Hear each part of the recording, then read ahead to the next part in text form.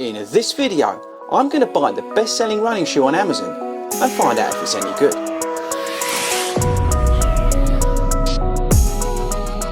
Running shoes have become over the top in terms of price.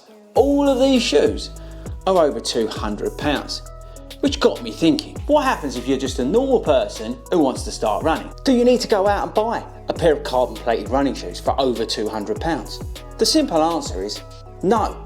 So that got me thinking, and I went online to Amazon to find their best-selling running shoe.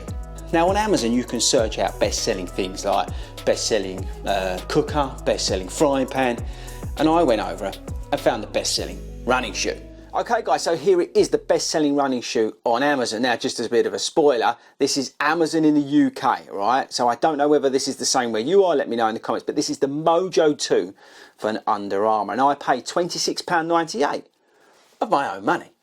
Okay, so let's get some details on this before I tell you what I'm now going to do in it. So I'm going to read this out from the Amazon website, so bear with me. We've got rubber on the outsole, synthetic upper. I've got no idea about the drop. I've got no idea about the stack heights. This shoe is super light, breathable, comfortable. It's got a soft textile upper.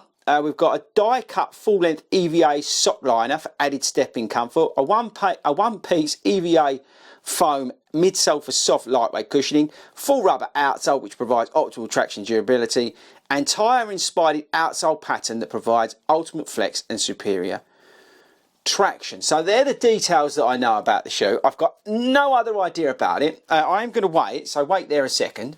223 grams. What's that in ounces?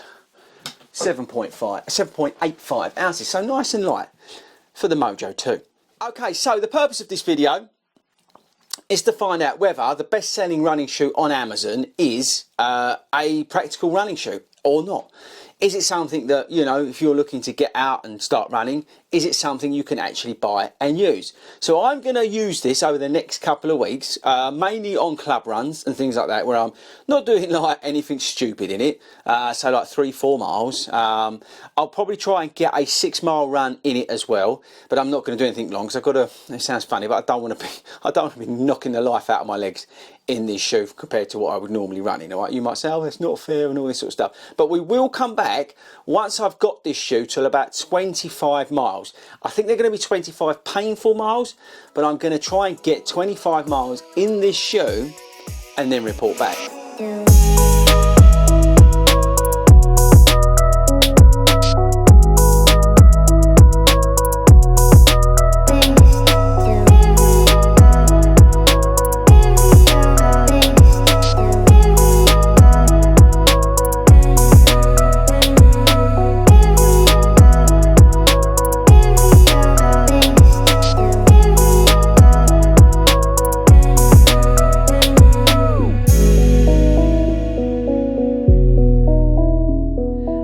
So we are back, and yes, it's been a while, but we got there in the end. We got the shoe actually to 21 and a bit miles, but I couldn't do much more than that in it.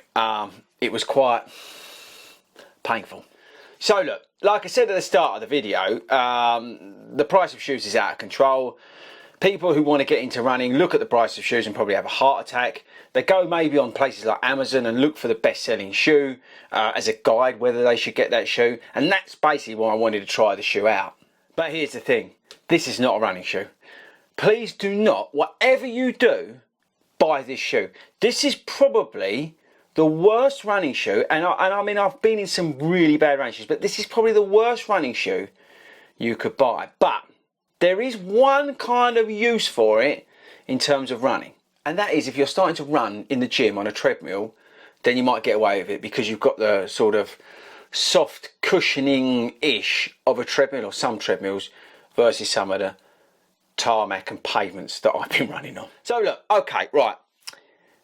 Sort of really slow pace. There's nothing bad here, right? I'm going to put the sort of cheapness and the weight's been put together aside, because I think, you know, £26, £27, you've got to be fair to it, right? This is at a price point that's trying to make it affordable for everybody. It's okay in terms of like running low miles, like 3 miles park run really slowly. I think you could get away with it. but I really would advise not doing more than that sort of mileage in this shoe. I think at 26, 27 pounds, I think it's awesome that there is a shoe that you can get that, you know, might get you into running. But personally, I think you probably would be better off spending a little bit more and getting something that's, I don't know, got a little bit more cushioning underfoot, a little bit more stack in the heel, a little bit, I don't know, something that's not so warm that your foot melts in and gets cooked in. And that's the thing, something that might give you a little bit of lockdown over your foot. Now, I know it's a little bit sort of unfair because of the shoes that I'm used to running in, but I wanted to do this as a real experiment to see, you know, is the best-selling shoe on Amazon any good? And to be honest, it's not. The outsole is very slippery and it's no good. So now I would not necessarily use Amazon as your place to get your first running shoe from. But you'll be surprised, clearly, how many people do. So this is a bit of a warning to anybody who's thinking about getting into running or looking for their first running shoe, is to avoid this. But I think it's been a cool experiment. I think it's been a bit of fun to do.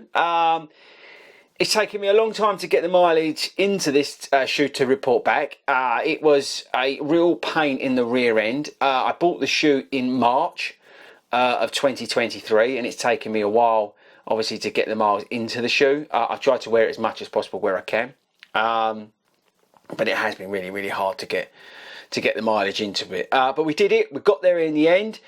But yeah, I just think, to be honest with you, this is the worst running shoe I've ever run in.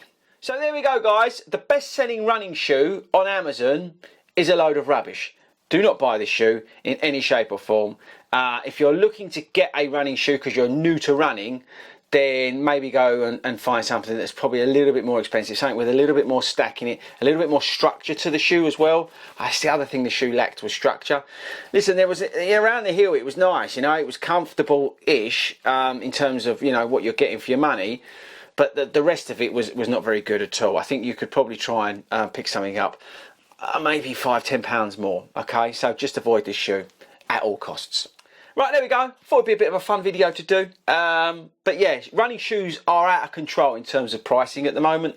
I think it's ridiculous. I know in the world the price of everything's gone up, and we're all looking for value.